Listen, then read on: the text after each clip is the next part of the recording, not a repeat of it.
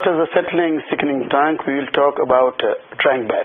We have two kinds of drying bed, a non-planted drying bed and a planted drying bed. About a non-planted drying bed, it consists to a shallow filter filled with sand and gravel, and it contains an under drain for the liquid, and free water will evaporate from the surface.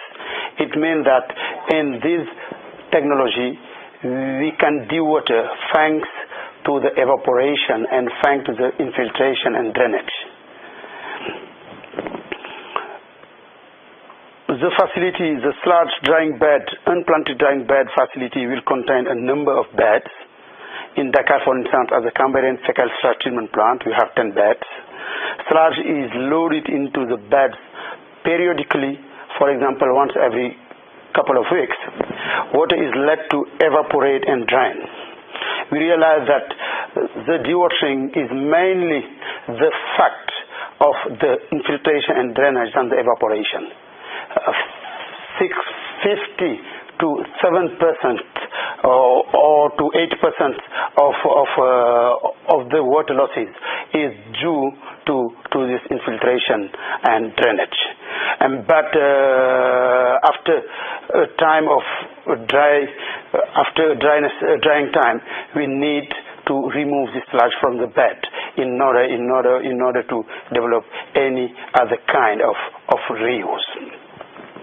In this figure, you have an illustration of beds from Mbéguéré and from the Mbéguéré fecal sludge treatment plant, and in these two beds are fed with thickened sludge from the thickening tank, which are operate alternately. In general, to design a drying bed, it is relatively simple. And to construct and operate, it is also so simple. You have to keep in mind some crucial elements. The sludge loading rate in kilogram of total solid per square meter per year. You have also to be very quite careful about the inlet point, because the objective is to have a good distribution of the thickened sludge into the bed. And we have also to think about the space available, because about this availability can inform about the number of beds we have to put in place in your drying bed. And also in the calculation, we have to make a survey in the country in order to know the number of trucks you plan to welcome in your fecal sludge drying bed. And some numbers, you have 100 to 200 kilogram of total solid per square meter per year, 25 to 30 centimeter sludge accumulation with 15-day retention time, and sludge need to further post-treat it, because after the drying time of 15 days, you cannot inactivate it, all the pathogen. When you make some measurements, you realize that the number of helminth eggs is relatively high, and you need to post-treat it in order to reuse this dry solid as a compost, for instance. And if you dry correctly after 3 months, these solids, you have something like compost. About the sizing, you have to just keep in mind that you need 0.05 square meter per capita. And as I explained earlier, the dehydration time will be around 7 to 14 days. And the quality of the sun is something also very, very important, because the main issue of a drying bed is clogging. You need to keep in mind that when the bed is clogged, you realize that the water losses will be mainly by evaporation than drainage, and it will take time to correctly dry your sludge. And as in a settling tank, fresh sludge cannot be dried correctly in a drying bed. It is why you need, as I explained in the settling tank technology, to mix this sludge with more stabilized fecal sludge in order to get it dried correctly. About the performance, we realize that you have good efficiency with the drying bed. According to the physical pollution, this is sand solvents, for instance, you can eliminate more than 95%. The organic matter, the organic content is also through the COD is eliminated from 70 to 90%, and you can eliminate the element eggs from 100%. But to eliminate the element 100% the element eggs, you cannot dry just for 15 days. You need to store these biosolid to dry it more than 3 months in order to deactivate all the pathogen you have inside. The characteristic of the substrate is of paramount importance for the functioning of this filter. You need to get a regular size for sand, and sand need to be washed rigorously before being installed in the bed in order to avoid to a maximum the clogging process. And you can have two kind of gravel, because you have 2 layers of gravel. The first layer is small of the top, 5 to 15 millimeter of diameter, to prevent sand from washing away, and larger at the bottom. You can have a larger layer of gravel with the diameter around 20 to 40 millimeter to avoiding clogging. But in Dakar, what we realize, it is important sometimes to install an anti-contamination layer between the sand and the first gravel layer in order to avoid clogging, in order to improve the infiltration. We realize that when we deal with that, we are improve a lot the efficiency, and we realize that this bed are clogged not so frequently. And right now we are to conduct several tests in Dakar and in several other countries in order to see the best filtration material. We are about to process or to implement, to run a new fecal treatment plant in Dakar, in Kermassar, for instance. And what we do, we replace some beds, the sand with interlocking pavers. And the objective was just to see how we can improve the quality of the biosolid. With these interlocking pavers, we realize that the infiltration is better, and we realize also when we remove the sludge, we don't remove sand with it, because in a normal drying bed, you have to replace every 3 months some part of the sand, because when you remove the dry solids, we remove also sand, and with these interlocking pavers, we can avoid doing that. The diameter of sand is also very important. If you have larger grain and larger pot, it means you can have more accumulation of organic matter between or within this material, and it causes some clogging issues. And what is better is to have some sand with diameter of the particle from 0.1 to 0.5 than 1 to 1.5 millimeter. Other condition also, sand particles do not crumble. Sand need to be easily available. You cannot implement a fecal treatment plant in Bamako and come to Dakar just for sand. You need to have sand locally. It can reduce the cost of the fecal treatment plant. It is something very important, this availability of the sand at the local level. And we have also to replace sand regularly, because as I explained earlier, when you remove the solid, you can remove some sand with this dry solid. And after 3 months, you realize that you can lose some sand, and we realize that every 5 or 10 drying seconds you can lose few centimeters of sand. At Camberen fecal treatment plant, we lost 5 centimeters after 25 seconds.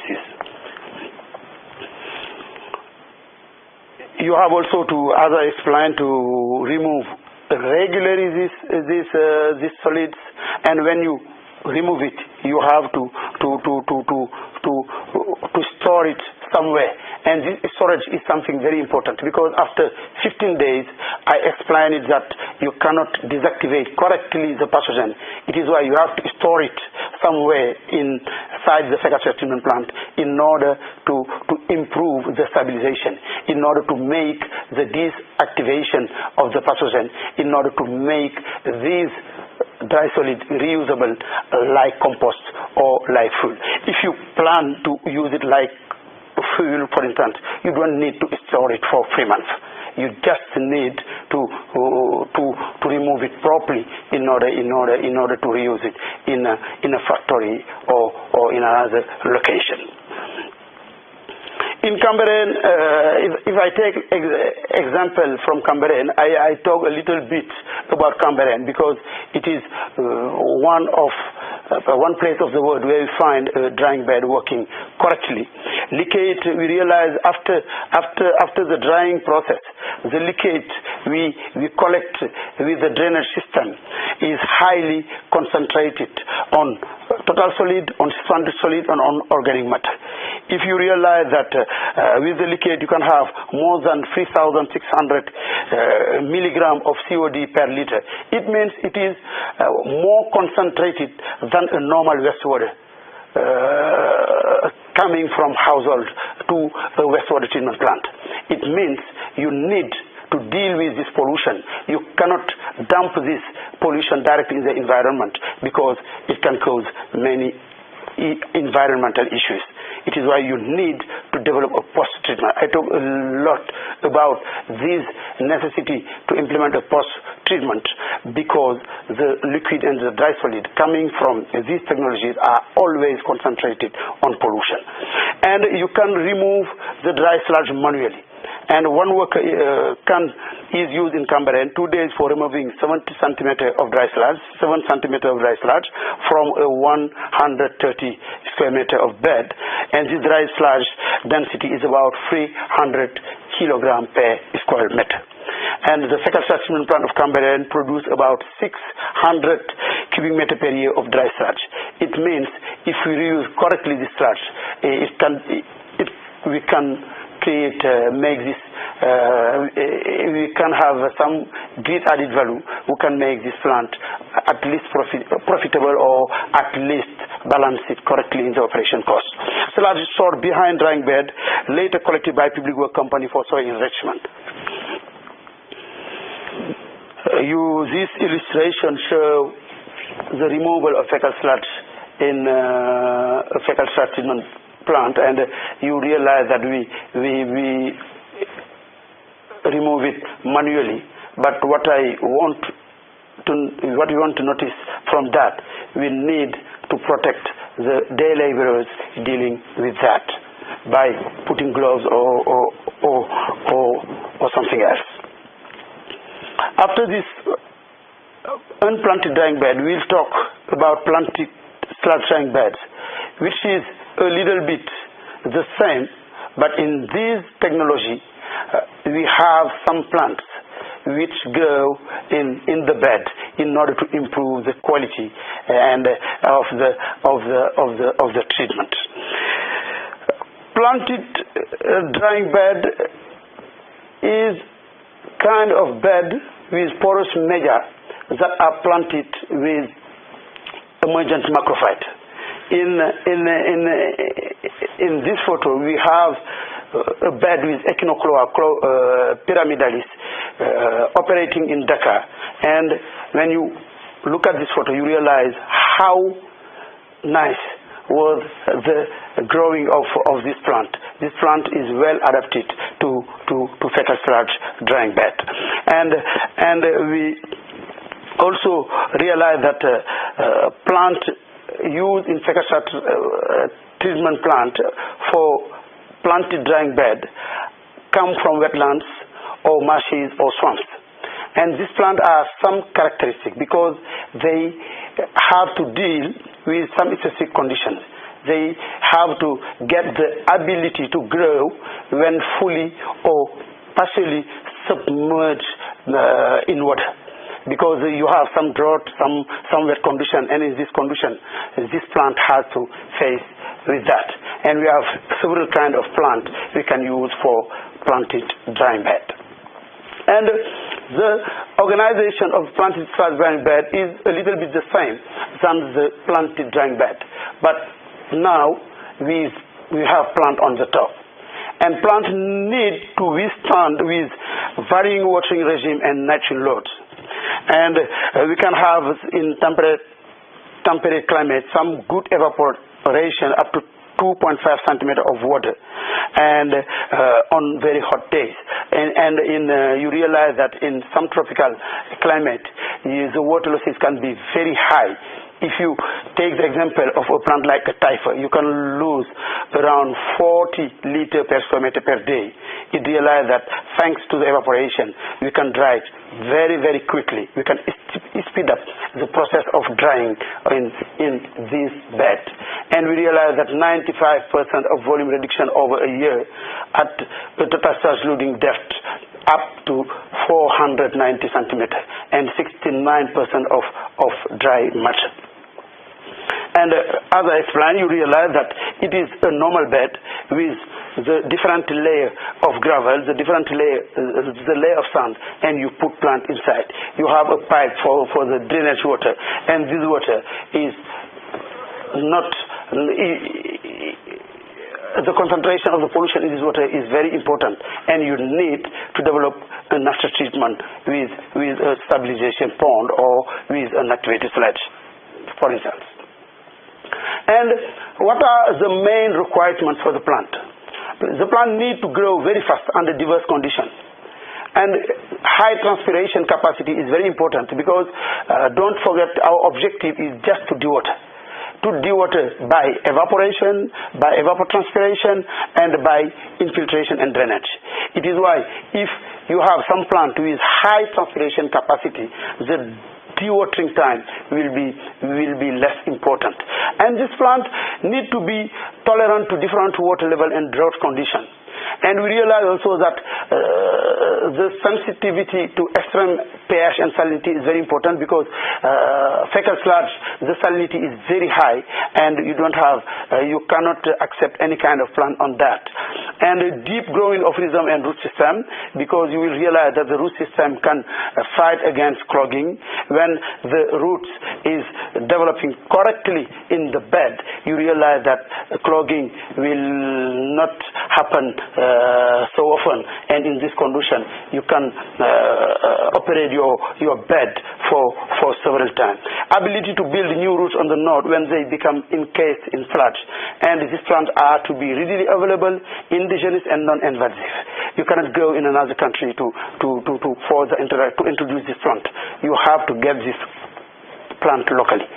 Before performing a fresh planted drying bed, the first thing to do is to think about the availability of the plant. If the plant is not available, you can think about other technologies. Type of plant, 4 plants are well used in a planted drying bed. You have the reeds, you have cattail, you have papyrus, you have also antelope grass, and all these plants are seasonal to permanent, can resist to inundation, to flooding, can also live when we face drought condition. This is why this plant can be very, very, very important. If you take the case of fragmites, it can live in flooding with water level up to 60 centimeters compared to the soil level. And in this plant, in this photo, you have these species, Echinochlora fragmites, the typhus, the papyrus, growing in normal drying bed. And you realize that they grow correctly, and these plants are well adapted. And you can find these plants all over the world in tropical climate, and sometimes they can be reused after they are cut it away. What is the main role of the plant? We have 3 roles of this plant. This plant can have a biological role with the nitrogen uptake. we can realize that fecal soil and wastewater are very rich on nitrogen and phosphorus. And this nitrogen and these phosphorus are the main nutrients the plant are needed for the growing. It is why by introducing this plant in the bed, we can enhance and improve the elimination of this kind of pollution. This is why in this perspective, we realize that the planted drying bed is more efficient than planted drying bed according to this pollution. We have also something very important is the contribution of the plant on the drainage and the infiltration. The root and stems system help to maintain permeability. You have some preferential way creating by the roots, and in this way the water can infiltrate and drain correctly. We have also some kind of oxygen transfer in thanks to the plant through the roots, and with this oxygen we can allow the development of the microorganism, and this microorganism is also very effective on the elimination of the organics. In this condition, we can also improve the elimination of this secondary pollution in the fecal sludge. And this illustration is some plant we have on some drying beds. About the performance, we realize that the level of elimination is very high. If you look about the nitrogen, about total nitrogen, you realize that we can eliminate 90 to 96%. It means that it is more efficient than the unplanted drying bed. About element eggs also, we have some percentage of elimination very, very high. 100% of element eggs can be eliminated with such a technology. And according to the solids, we have the same elimination than an unplanted drying bed. It means that this bed is better, but the efficiency is better, but we need to be more organized for the operation of this bed, because you have plant, and every time you need to cut this plant, you need to replace this plant, you have some mortality and you some depth, and in this condition this plant is a little bit more difficult to operate than an unplanted drying bed. And about the dryness, we can have more than 30% of water. About the operation parameters, I just want to talk about something very important. It is the acclimatization phase. Most of the drying bed we already run in several countries fail because of this acclimatization phase, because people doesn't know how to make this plant growing correctly in this new condition. And it is why it is important. The Swiss Institute of Aquatic Science and Technology conduct several studies in Dhaka in order to know how to acclimatize these plants. And we realize that the setup, you have to start this plant with this bed with plant density of 4 to 12 shoots per square meter. In the beginning, you have to apply domestic wastewater or tap water, and gradually add fecal sludge until the plant achieve a height of 1 meter. After that, later on, you can begin feeding your beds with fecal sludge. Plant up to 3 times. About the plant harvesting, you have to harvest it 3 times a year, following a few years of operation or during the sludging.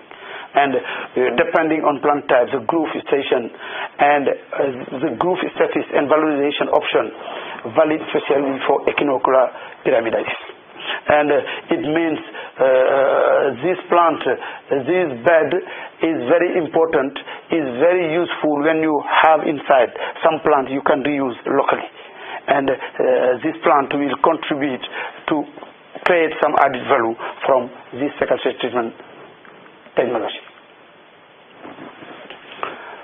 About bed operation, you need, as in a septic tank, to pre-treat fecal sludge before feeding the bed.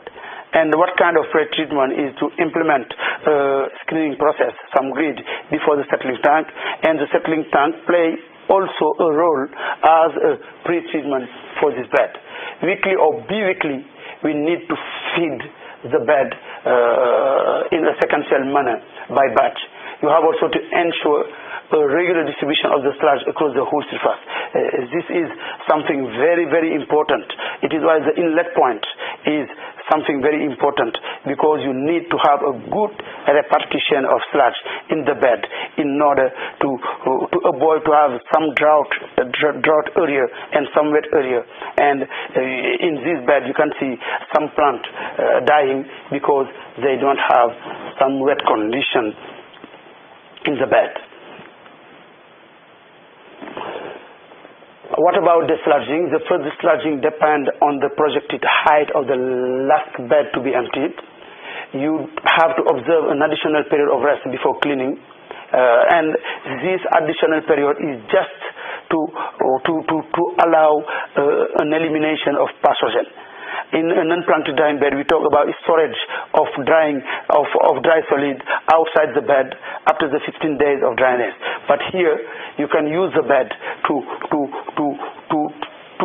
better dry, dewater the dry solid, also to better disinfect the sludge. You have also to leave a few sludge on bed, less than 5 centimeters, to allow a good plant to regrowth after the first phase.